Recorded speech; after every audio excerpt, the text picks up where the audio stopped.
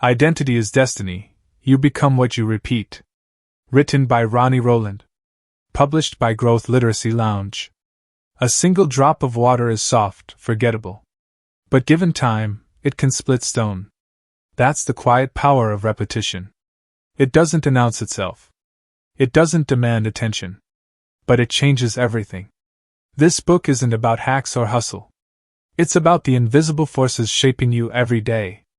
It's about why the person you believe you are is just a story you've told yourself, over and over, until it carved a canyon in your mind.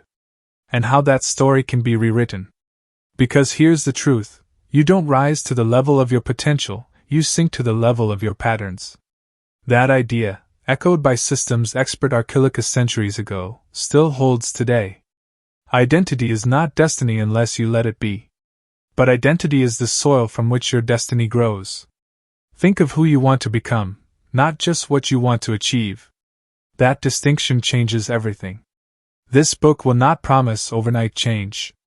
But it will show you how to wield the most underestimated force in personal transformation, the power of what you repeat. Thought by thought. Action by action. Habit by habit. Because identity is not found, it's formed. And it's formed by the small choices no one sees but that eventually shape everything others do. The question is no longer who am I? It's what am I rehearsing? And by the end of this book, the answer will be unmistakably yours. Chapter 1: The Echo of Small Things. A man once stood at the edge of a vast canyon, awestruck by its size. "How long did it take to carve this?" he asked a nearby guide. "Millions of years," the guide replied. "But all it took was water." Repeating. Every day. This is how identity works. Not in grand declarations or once-in-a-lifetime moments, but in small, repeated actions that shape you quietly, consistently, and irreversibly. We tend to think of identity as fixed. We say things like, "I'm just not motivated," or, "I've always been bad with time." These phrases sound like facts, but they're echoes. Echoes of choices repeated so many times, they feel like truth. But repetition doesn't confirm truth, it constructs it. Somewhere along the way, many of us began to believe that change must be dramatic to be real. But the most enduring change comes in whispers, not shouts. It's brushing your teeth without thinking. It's reaching for water instead of soda. It's choosing focus over scrolling, just once more than you did yesterday. Each of these is a vote. One push-up is a vote for strength. One act of patience is a vote for emotional control. One time you show up, even when it's hard, is a vote for consistency. No single vote wins the election of who you become. But over time, they stack.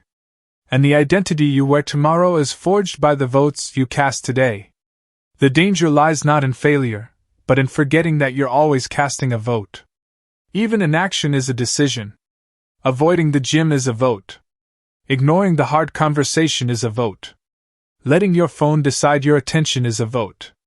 And those votes count, even if you wish they didn't. You don't have to be perfect to change your identity. You just have to be consistent enough that the signal gets louder than the noise. No one becomes disciplined overnight. But you can choose discipline once. And then again. And again. Over time, the repetition rewires not just your habits, but your self-perception. And once your brain believes a new story about who you are, you start to live like it's true.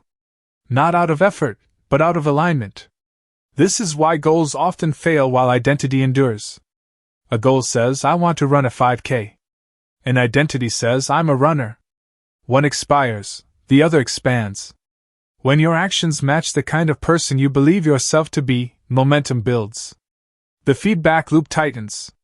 Effort decreases. Identity takes over. If you've ever tried to change and felt yourself slip back into old patterns, it's not because you're broken. It's because you tried to build a new life on top of an old identity. That's like trying to grow a new tree in concrete. First, you break the surface. Then you plant the seed. Then you water it daily. So what are you watering? What are you rehearsing? The most dangerous habits are not the destructive ones, they're the ones you don't notice. The ones so small they feel harmless, even as they steer your life. The sigh before you answer your child. The scroll before you sleep. The complaint before gratitude. These are brushstrokes. And over time, they paint who you are. But the good news is, identity is not static. It's sculpted. And you are the sculptor. Identity is built through repetition, not declarations. Every small action is a vote for who you're becoming. You don't need perfection, just consistent casting of the right votes. What identity have your repeated choices been voting for this past month? Choose one small action today that casts a vote for the kind of person you want to become, and repeat it tomorrow. Chapter 2: The Myth of Motivation. Motivation is a spark, bright, thrilling, but fleeting. It burns hot and vanishes fast. Yet most people build their hopes for change around it, waiting for the perfect surge of energy to begin. They tell themselves, when I feel ready, I'll start. But readiness is a mirage. It moves as you approach. Those who wait for motivation never move far enough to see what consistency could have built in its place.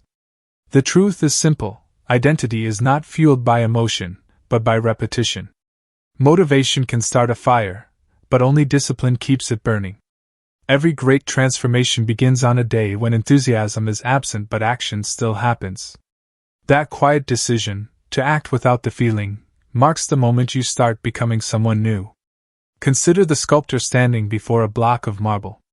At first glance, the stone is unremarkable, heavy, stubborn. But each strike of the chisel reveals what's hidden beneath. One chip at a time, an image begins to form. The sculptor doesn't wait for inspiration each morning, he trusts the rhythm of his work. He knows that the beauty emerges through repetition, not excitement. In the same way, who you become is revealed through the strikes you make when you least feel like it. Motivation depends on mood. Discipline depends on decision. And decision is far sturdier than mood. When you tie your progress to how you feel, your growth becomes unstable, unpredictable. But when you tie it to what you do, no matter how you feel, you build something unshakable. Over time, the repetition creates its own momentum, and what was once effort becomes identity. The irony is that action itself often creates the motivation people wait for. The mind rewards movement. When you begin, even hesitantly, you trigger a feedback loop. A task completed sparks progress, progress sparks satisfaction, satisfaction fuels more action. The first step is hard because it happens before belief catches up. But belief always follows behavior. You don't act because you're confident, you become confident because you act. The ancient Stoic philosopher Seneca once said, "We suffer more in imagination than in reality." The same is true of our hesitation. Most people lose to the idea of difficulty before they ever meet it. They imagine the struggle, the exhaustion, the possible failure, and convince themselves to wait for the right moment. But moments don't make identity, patterns do. Waiting for the right time is another form of delay dressed as wisdom. Consistency, not intensity, is the architect of identity. One intense burst of motivation can change a day, but steady repetition changes a destiny. Think of a seed: it doesn't explode into growth, it endures the slow, invisible process of pushing through the soil. Each moment of darkness strengthens its roots until it breaks the surface. The same is true for you. Every small act of persistence in unseen moments builds the structure of who you are. The myth of motivation keeps people trapped because it sounds noble. It gives permission to pause, to prepare endlessly. But identity doesn't need a grand beginning. It needs a simple start. The smallest possible motion, a single push-up, a single page read, a single promise kept, is how the river of change begins to flow. The secret is not to chase motivation but to design systems that make the right actions inevitable. When you show up at the same time each day, in the same way, your brain begins to understand that this is who you are now. The repetition becomes ritual, and ritual becomes identity. Motivation fades, repetition endures. Discipline builds identity when emotion fails. Belief follows behavior, act first, feel later. Where in your life are you waiting for motivation instead of building momentum? Take one action today without waiting to feel ready. Let repetition replace inspiration. Chapter 3: The Pattern Behind the Person.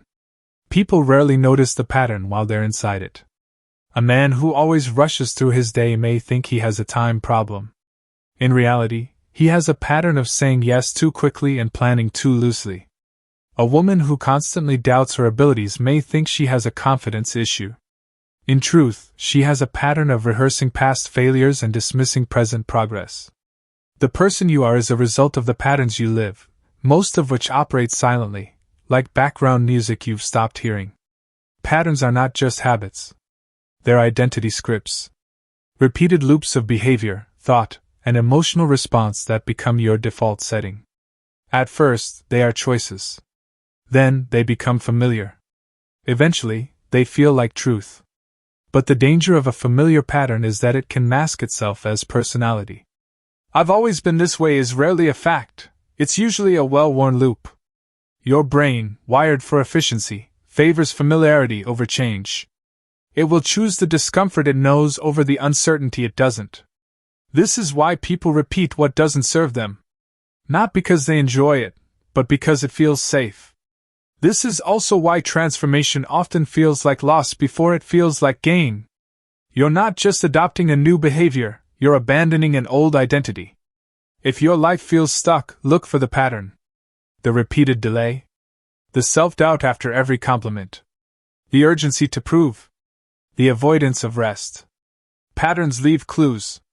They show up in your calendar, in your conversations, in your inner voice. Trace the path and you'll find the person it's shaping. Every behavior has a reward, even destructive ones. That's what makes them hard to break. A person who procrastinates might be avoiding the discomfort of starting. The reward is temporary relief. A person who constantly overworks may be escaping the fear of inadequacy. The reward is a sense of control. Until the hidden reward is named, the pattern will continue. This is the invisible architecture of identity, how what you repeat forms what you believe you are. But once you recognize a pattern, you can rewrite it. The most powerful transformations begin not with a new habit, but with awareness. When you bring attention to the automatic, you reclaim the ability to choose. You can interrupt the loop. You can rewrite the script. And with each interruption, you weaken the grip of the old identity. Consider the story of a man who always saw himself as disorganized. Every attempt to plan his day ended in frustration.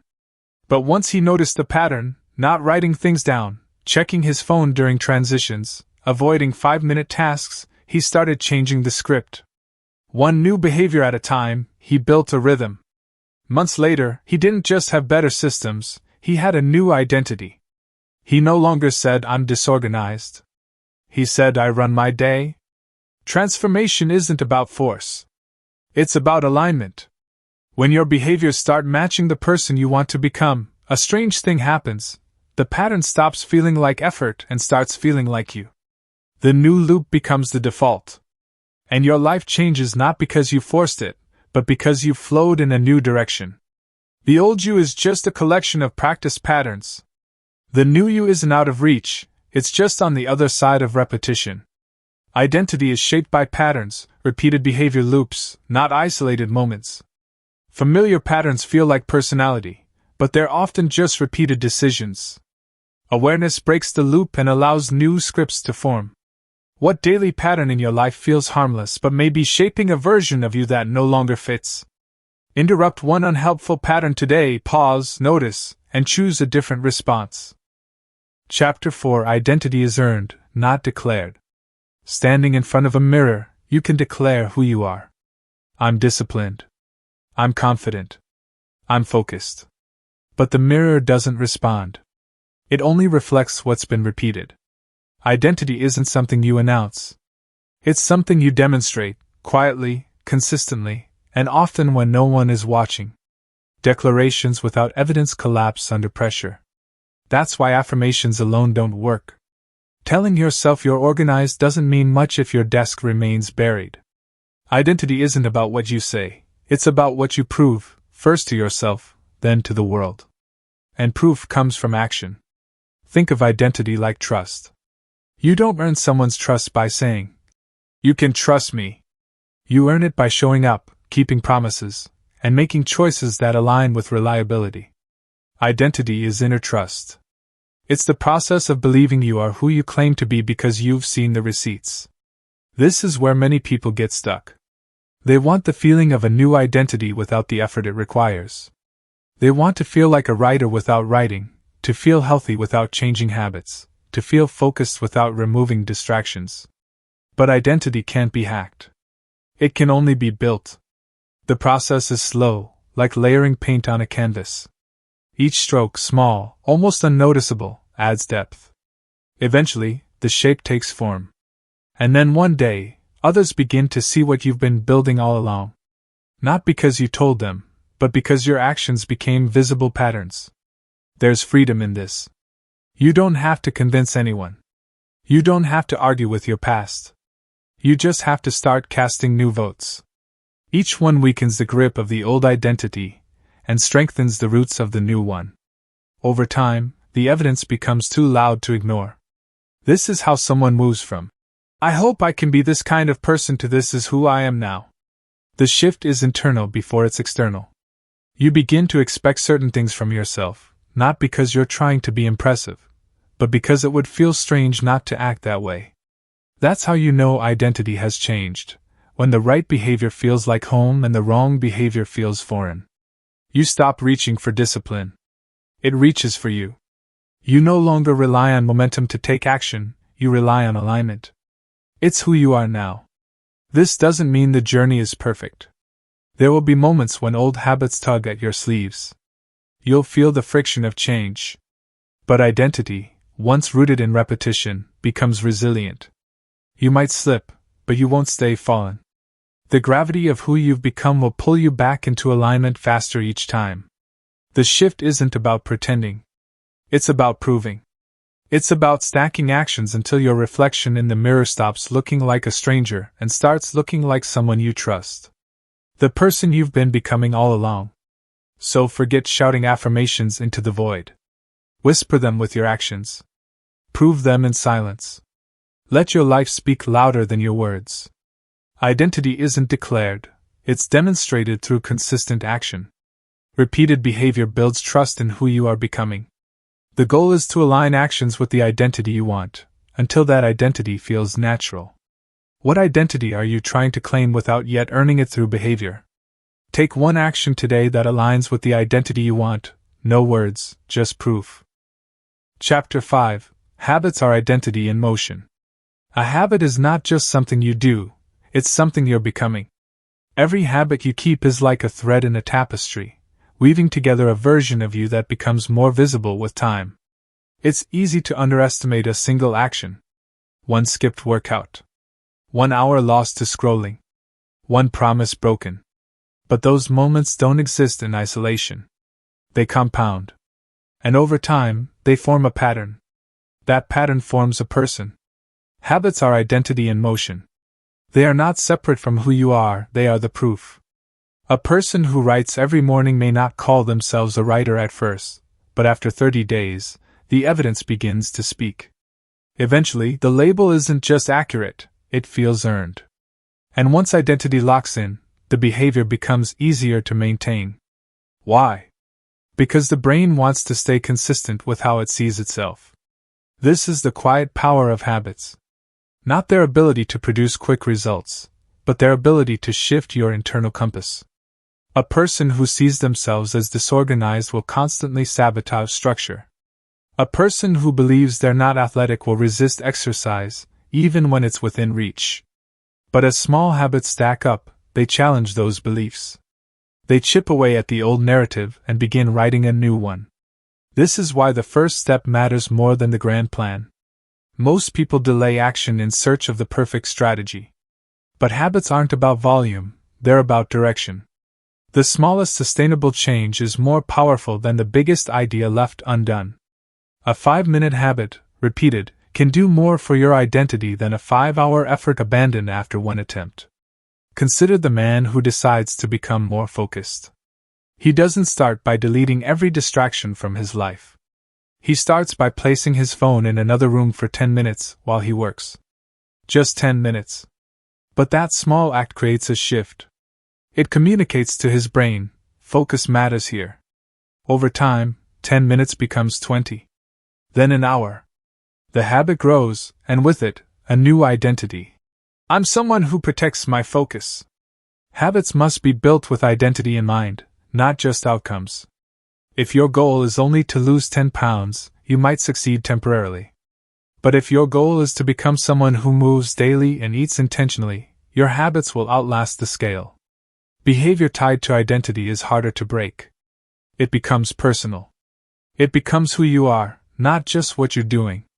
The key is to start small enough that success feels inevitable. A habit that's too big triggers resistance.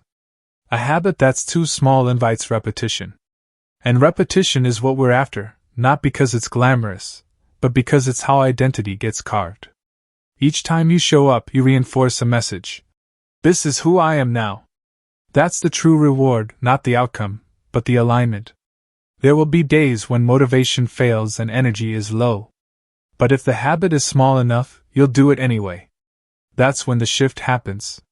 Not in the easy moments, but in the ones where your actions reflect your identity, even when it's inconvenient.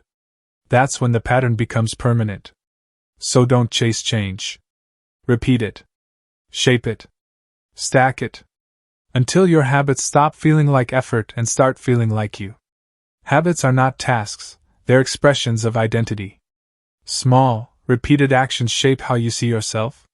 Sustainable habits, tied to identity, outlast motivation or goals. What current habit is reinforcing an identity you no longer want? Design one small habit today that aligns with the person you're becoming. Make it easy enough to repeat daily. Chapter 6: The Invisible Gravity of Environment. A compass will always point north, unless there's a magnet nearby. In the same way, your habits and identity will always drift toward your environment. No matter how strong your intentions, the spaces you inhabit shape your direction more than you realize. We like to think we're driven by discipline. But more often, we're pulled by design. Environment is the invisible hand that guides behavior. The layout of your home, the flow of your routines, the people you surround yourself with, all of it nudges you subtly, silently, but persistently. If your kitchen counter is cluttered with snacks, you'll eat more. If your phone is the first thing you see in the morning, it will shape your thoughts before you've had a chance to think them yourself. Your surroundings aren't neutral. They're persuasive. Many people try to change their behavior without adjusting their environment, like trying to swim upstream while the current keeps dragging them back. Eventually, willpower runs out. Environment, however, doesn't rely on effort. It works whether you're tired or focused. That's its power, it's automatic. And because it's automatic, it can either sabotage your identity or support it. Design is stronger than discipline. A person who wants to read more but leaves books buried in drawers is setting themselves up to forget. A person who wants to eat healthier but stocks their kitchen with junk food is choosing friction over flow. But when you align your environment with your desired identity, you remove resistance. You make the right choice the easy choice. Think of it like this: habits are the behaviors you repeat, and environment is the stage where they play out. If the stage is cluttered, confusing, or full of temptation, the behavior will struggle. But if the stage is clear, intentional, and filled with cues that support who you want to become, the behavior flows more naturally. You're not forcing action, you're inviting it. This applies to people too. The attitudes, language, and energy of those closest to you rub off more than you notice. Spend time around disciplined people, and discipline becomes contagious. Surround yourself with negativity or distraction, and it becomes harder to stay grounded. You don't just absorb what people say, you absorb how they live. But here's the good news: you don't need a total life overhaul. You need small shifts. Move the phone charger out of the bedroom. Place your running shoes by the door. Keep a water bottle on your desk. Store healthy food at eye level. Leave a book on your pillow. These are signals, tiny environmental nudges, that point your compass back to who you want to be. You can also audit your digital environment. Your phone is not just a device, it's a landscape. Every app, every notification, every scroll path is shaping what you think, feel, and repeat. Delete what doesn't serve your identity. Rearrange your digital world like you would your physical one. The fewer distractions, the more space for alignment. When your environment supports your identity, you don't have to fight for progress. You flow with it. You remove friction instead of battling it. The path becomes smoother, not because life is easier, but because you've removed the magnets pulling your compass off course. You are not just the product of your habits. You are the product of where those habits live. Change the space, and the behavior will often follow. Environment shapes behavior more consistently than motivation does. Small adjustments to your surroundings can reinforce your desired identity. Design your space to invite the actions that align with who you want to become. What part of your environment is pulling you away from the person you want to be? Make one small change to your environment today that removes friction and supports your identity. Chapter 7: The Cost of Inaction. We often measure our lives by what we do, but what about what we don't do? The workout skipped. The words left unsaid. The opportunity ignored. Inaction doesn't just delay progress, it quietly shapes identity. Each time you choose not to act, you reinforce a version of yourself that hesitates, avoids, or retreats. Over time, those moments stack like bricks, building a life of quiet erosion rather than deliberate growth. Inaction has a cost, but it doesn't send a bill right away. It's slow, subtle, and deceptively comfortable. It disguises itself as rest, caution, even wisdom. But underneath is a quiet compromise. The more you delay, the more you teach your mind that hesitation is safer than commitment. That stillness is better than movement. And soon, not acting feels normal, even noble. Every choice you avoid is a vote cast too, just not for the identity you want. You can't become courageous without making hard calls. You can't become disciplined by only acting when it's convenient. And you can't become fulfilled if your most meaningful values are locked behind the gate of indecision. If repetition forms identity, then inaction is repetition too, the repetition of avoidance. It's tempting to believe that standing still means staying the same. But you're never truly standing still. The world keeps moving. Your mind keeps recording. Every mischance writes a line in your internal script. You begin to say things like, maybe this isn't the right time, or that's just not who I am. But those are not observations, they're rehearsed rationalizations. The cost isn't just what you failed to achieve. It's who you failed to become. Each avoided conversation leaves a fragment of your voice unused. Each abandoned idea leaves part of your courage undeveloped. And each silent moment, where action could have lived, leaves a gap in the version of you that might have emerged. But here's the paradox. Inaction feels safe because it avoids risk. Yet over time, it becomes the biggest risk of all. Regret doesn't usually come from failure, it comes from silence. From wondering what could have happened if you just tried. That's the cost of inaction, potential left unexpressed and identity left unfinished. The remedy is not reckless movement, but deliberate motion. A single step forward, even if it's small, breaks the cycle. Action doesn't need to be grand. It just needs to be consistent. When you act, even imperfectly, you cast a vote for progress. And that vote carries more weight than all the hesitation combined. Think of a stone lodged in a riverbed. For years, water flows around it, wearing it down, reshaping it, not because the water is forceful, but because it never stops. Action, repeated, doesn't need intensity. It just needs presence. That presence shifts identity from theory to reality. From potential to proof. This is the invitation. Don't just measure your life by what you do, measure it by what you refuse to leave undone. What conversations are waiting? What habits are gathering dust? What small step have you delayed because the timing wasn't perfect? The time to begin isn't later. Later is just a quieter form of no. What you avoid today echoes tomorrow. But so does what you begin. Inaction silently shapes identity just as much as action does. Avoiding choices reinforces patterns of hesitation and stagnation. Consistent motion, even small, builds the person you're becoming. Where has inaction been shaping your identity without you realizing it? Take one small step today towards something you've been putting off. Break the pattern of delay. Chapter 8. You are what you come back to. Everyone falls off track. The discipline miss workouts. The focused scroll aimlessly. The kind lose their temper. The danger isn't in the stumble, it's in what you return to afterward. Identity isn't forged in perfection. It's forged in recovery. You are not defined by how flawlessly you act, but by how consistently you return to the path when you drift. Think of a compass. It doesn't stop pointing north just because you take a detour. It waits, ready to reorient you the moment you choose to check it again. Your habits, your values, your desired identity, they're the same.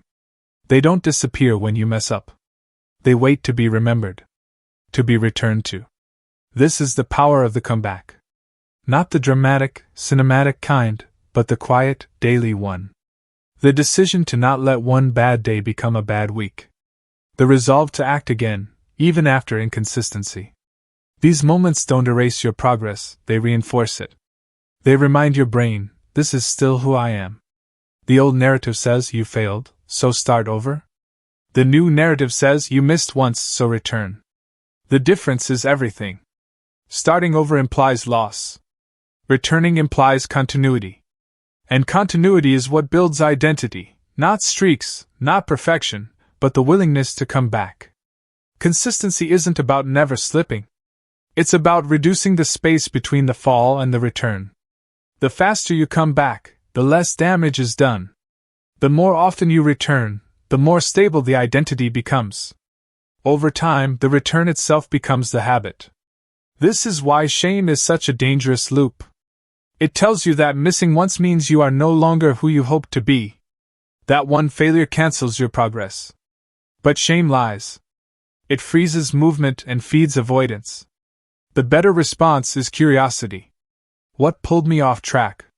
What can I adjust? These questions invite re-entry, not retreat. Resilience lives in repetition. A musician doesn't quit after a wrong note, they keep playing. A pilot doesn't abandon the flight plan after turbulence, they adjust. You must do the same. The goal isn't flawlessness. It's familiarity with returning. To know how to recenter, refocus, and re-engage without the inner storm of guilt. Over time, this return builds an identity that can withstand disruption. Life doesn't stop throwing curveballs. But when your identity is rooted in return, you stop being knocked off course by every interruption. You become someone who rebounds. Someone who finds their footing again. And again. And again. Imagine a trail through a dense forest. Each time you walk it, the path becomes clearer. Even if branches fall and leaves cover it, the way is still there. You just have to walk it again. That's your habit. That's your identity. Not erased, just waiting. So the question is not, will I fall off track? You will. Everyone does. The real question is, how quickly will I come back? Because the speed and strength of your return say more about who you are becoming than any perfect streak ever could. Identity is shaped not by perfection, but by how often you return to your values after setbacks. Shame delays the return, curiosity shortens the distance. Consistent recovery becomes a powerful part of your identity loop. What habit or value have you drifted from that's waiting for your return? Return to one practice today that reflects who you want to become. No restart, just return. Chapter 9. The stories you tell yourself. Every day, you're telling yourself a story, sometimes out loud, often silently. These stories shape how you interpret the world, respond to challenges, and see yourself. They become the scripts that guide your identity, not because they're true, but because they're repeated. Like grooves on a record, the more a story plays, the more automatic it becomes. Some stories are empowering. I can learn hard things. I follow through. I adapt. Others are limiting. I always mess things up. I'm not that type of person. That's just how I am.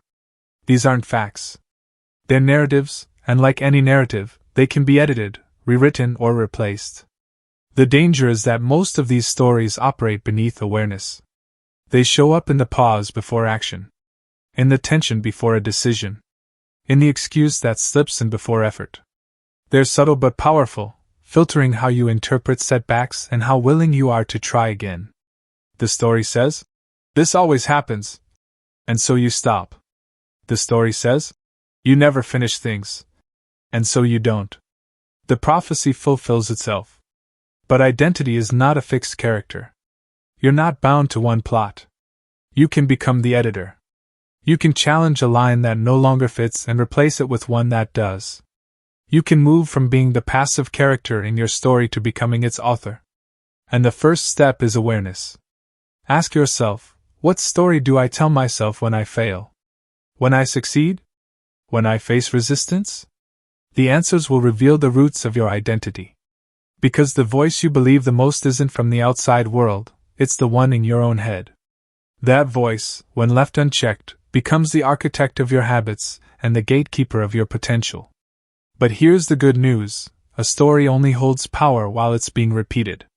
If you stop rehearsing a narrative, its influence fades. If you replace it with a more accurate, empowering one, your identity begins to shift. One thought won't change you, but rehearsed thoughts become beliefs. And beliefs become behaviors. Consider someone who believes, "I'm not a morning person." That statement becomes a shield. It justifies hitting snooze, avoiding structure, starting the day in reaction instead of intention.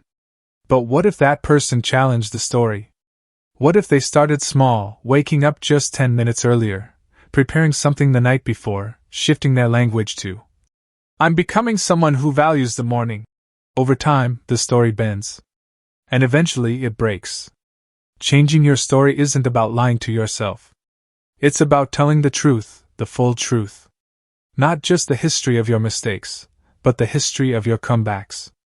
Not just the patterns that held you back, but the strength that kept showing up, even in small ways.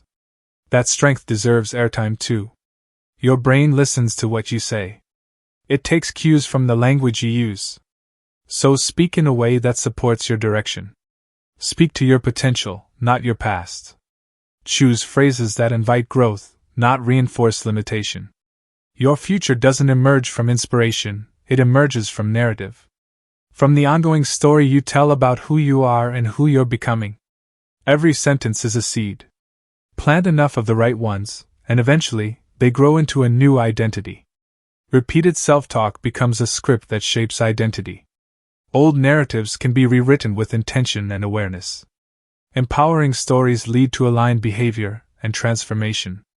What story have you been telling yourself that no longer serves who you want to be? Replace one limiting self-statement today with a new, empowering narrative, and repeat it aloud. Chapter 10. Becoming is a daily practice. Becoming the person you want to be isn't a revelation. It's a rhythm. There's no grand arrival, no shining moment where everything clicks into place and stays there. Identity isn't built in breakthroughs. It's built in the quiet moments you repeat.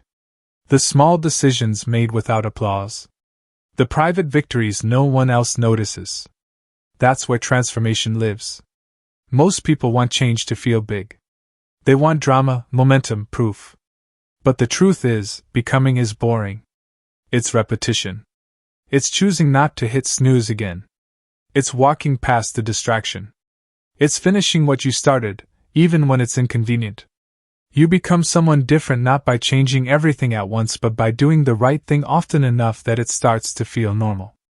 Identity is not something you achieve. It's something you embody. And embodiment happens in the present, not the future. You don't become confident next month. You practice confidence today.